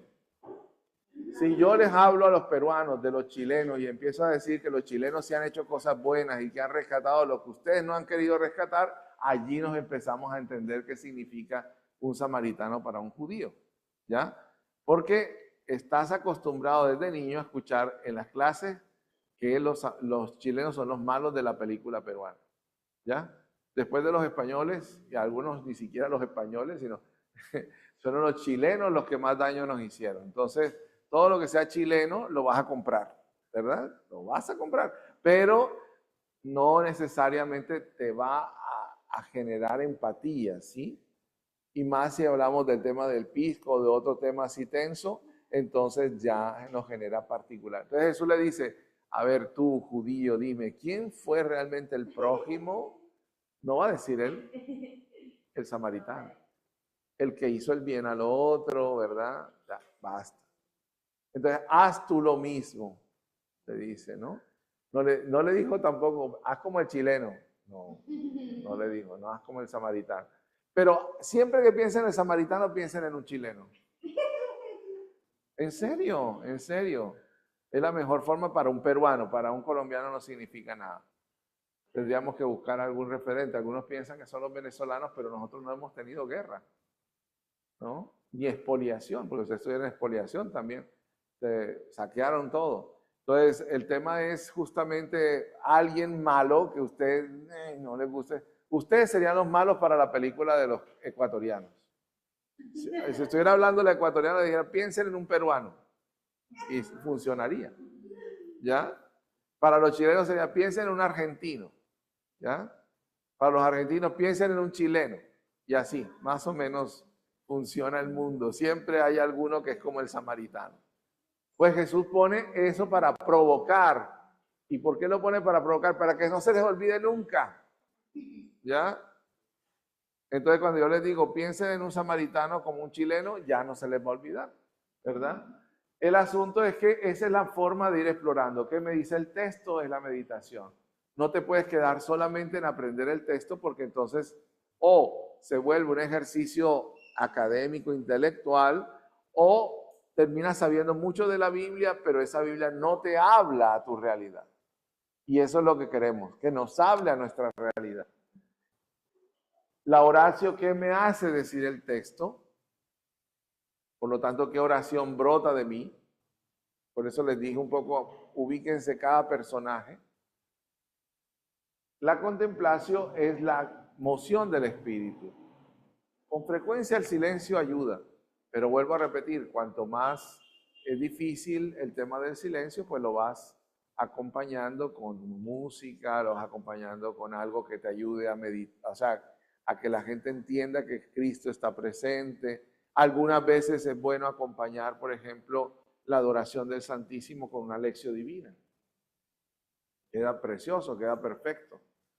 Hay muchas veces las horas santas son muy devocionales, de mucho rezo, pero a veces no están acompañadas de la palabra de Dios. Y podría ser un momento muy interesante para vivirlo. Yo lo he hecho y ha sido maravilloso para mí y para la gente. ¿Ya? Bien, eso es el día de hoy. ¿Cuánto nos queda? 2 minutos.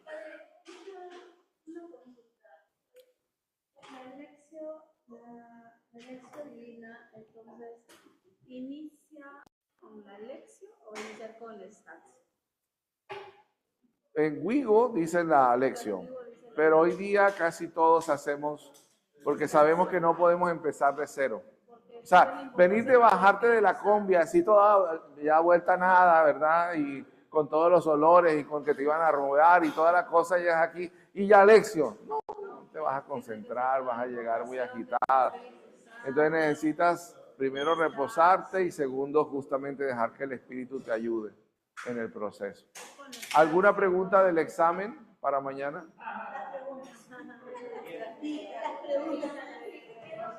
Como digo siempre, no vamos a preguntar nada que no se haya dicho.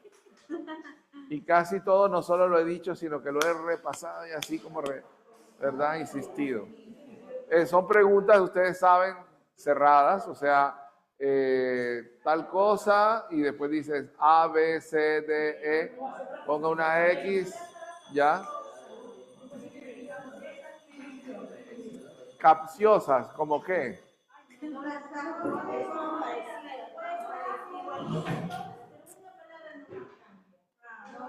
No, no somos tan malos como tú. Tú eres profesora, ¿no? Ah, bueno. No. Pero claro, el que está distraído, no puso atención, no va. Muchas gracias.